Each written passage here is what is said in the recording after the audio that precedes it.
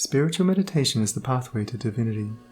It is a mystic ladder which reaches from earth to heaven, from error to truth, from pain to peace.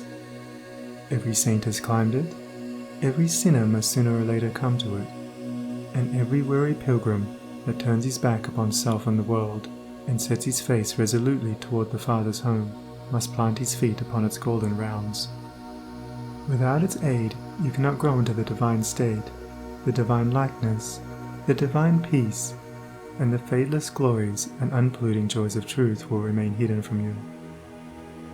Meditation is the intense dwelling, in thought, upon an idea or theme, with the object of thoroughly comprehending it.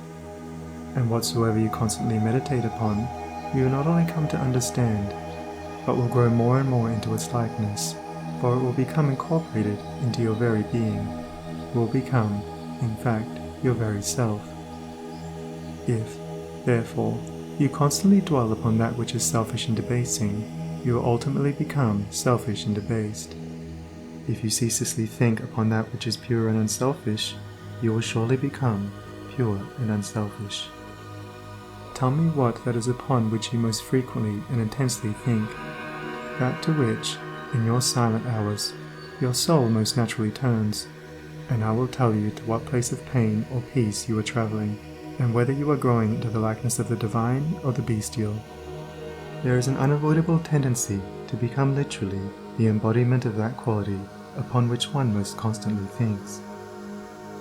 Let therefore the object of your meditation be above and not below, so that every time you revert to it in thought, you will be lifted up. Let it be pure and unmixed with any selfish element. So shall your heart become purified and drawn nearer to truth, and not defiled and dragged more hopelessly into error.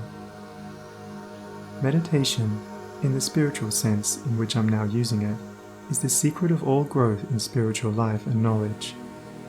Every prophet, sage and savior became such by the power of meditation.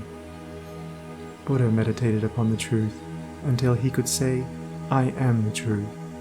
Jesus brooded upon the divine immanence until at last he could declare, "I and my Father are one." Meditation centered upon divine realities is the very essence and soul of prayer. It is the silent reaching of the soul toward the eternal. Mere petitionary prayer without meditation is a body without a soul, and is powerless to lift the mind and heart above sin and affliction. If you are daily praying for wisdom, for peace, for loftier purity, and a fuller realization of truth, and that for which you pray is still far from you, it means that you are praying for one thing while living out in thought and act another. If you will cease from such waywardness, taking your mind off those things the selfish clinging to, which debars you from the possession of the stainless realities for which you pray, if you will no longer ask God to grant you that which you do not deserve, or to bestow upon you that love and compassion which you refuse to bestow upon others, but will commence to think and act in the spirit of truth, you will, day by day, be growing into those realities, so that ultimately you will become one with them. He who would secure any worldly advantage must be willing to work vigorously for it, and he would be foolish indeed who, waiting with folded arms, expected it to come to him for the mere asking. Do not then vainly imagine that you can obtain the heavenly possession